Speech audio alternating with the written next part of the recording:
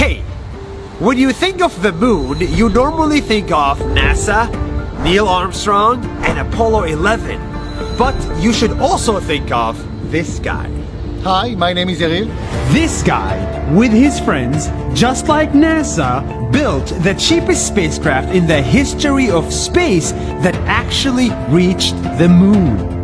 Let me explain, because this story is out of this world. Yariv is a 39-year-old electronics engineer from Israel.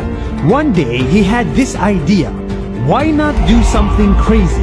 Why not send something to the moon? So he opened his laptop, went to Facebook and typed, Who wants to go to the moon? Two of his friends replied to his post and said yes. And the three of them started working on one of humanity's hardest missions, to land on the moon. And what did people think? Most of them just laughed. They laughed at them and said they couldn't. It's like Mission Impossible because space is hard, and after all, This is rocket science.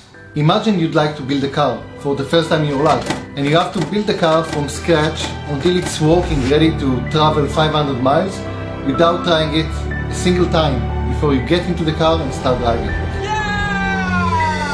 But what's even harder is the money science. To send anything to space, you need billions of dollars. And they didn't have much money. and when they asked people for money, they got no after no after no after no. Nobody wanted to invest in space, but they persisted. And the few people that took a chance on them gave them money and helped them to make this dream come true, and raised $100 million in donations for this project. It sounds like a lot, but $100 million is the cheapest ever spacecraft that made it to the moon. And this money they used not only to build a spacecraft, but to also educate kids. Hundreds of thousands of kids from all ages, all races and religions were inspired by their crazy dream and thought that they too could land on the moon. Because their real mission is not to land on the moon, but to inspire millions of kids to pursue science. It's not enough to land on the moon. We need to show kids that they can build spacecraft and land on the moon too and do the impossible.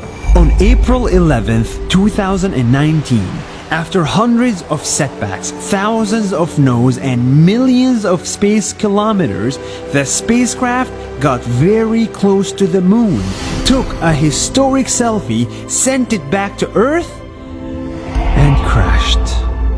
Due to engine problems, the landing failed right as it touched the moon. But this wasn't a failure. This was just a setback.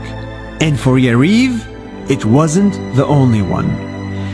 2 years ago, Yariv got into a skiing accident and got paralyzed from the waist down. Doctors said he will be chair-bound for the rest of his life. So, he went to his desktop and logged to Facebook again. This time, he wrote, No worries. First, we'll put a spacecraft on the moon.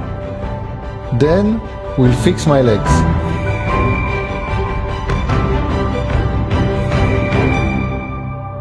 Not many people get back up after a setback or two, but those who do make the impossible come true. On the first try or the second one.